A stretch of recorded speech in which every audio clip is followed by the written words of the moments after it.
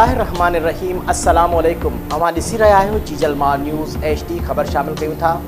मोरो press club में जिसकम सिंध के अॻूणे वाइस चेयरमैन डॉक्टर न्यास कालाणी, हुनल सारियो, कामरेड आसिफ राहुजो, कामरेड मोहम्मद अमीन कलोड़ो, कामरेड इम्तियाज़ आज़ाद हुसो ऐं ॿियनि सां गॾिजी प्रेस कॉन्फ्रेंस कंदे चयो त असां क़ौमी कारकुन हमेशह सिंध ऐं सिंध जे माण्हुनि जे हक़नि जी ॻाल्हि कई आहे, पर उन सचाईअ जे बदौलत असां मथां कूड़ा केस दाख़िल करे हीसाए ख़ामोश करण जी कोशिशि कई वई आहे। पर असां सिंध जा सिपाही आहियूं। असां ख़िलाफ़ अहिड़े क़िस्म जा कूड़ा केस क़ौमी कारकुननि जो कुझु नथा बिगाड़े सघनि। हुन चयो त असांजे अॻुवाणनि तोड़े कारकुननि मथां सिंध जी ख़ुशहालीअ, तरक़ी, आज़ादी ऐं आजबे लाइ कयल जिदोजहद जा केस दाख़िल कया वञनि त हर सज़ा क़बूल करण लाइ तयारु आहियूं। बाक़ी अहिड़े क़िस्म जा कूड़ा केस असांखे हीसाए नथा सघनि। असां मुतालबो था करियूं आसिफ राहुजो, मोहम्मद अमीन कलोड़ो, इम्तियाज़ होसो, फैसल मस्तोई, हारून कलोड़ो समेत ॿियनि कारकुननि मथां कूड़ा केस ख़त्म कया वञनि। ॿी सूरत में सख़्त एहतजाज कयो वेंदो। हुन मौक़े ते कामरेड बिलावल डाहरी, जहांगीर सोलंकी, जगदेश कुमार, इब्रार पोराई, अब्दुल मालिक अबड़ो, साईं बख्श बुरड़ो ऐं ॿिया पिणु मौजूदु हुआ। रिपोर्ट मंज़ूर मलिक, नौशेरो फिरोज़।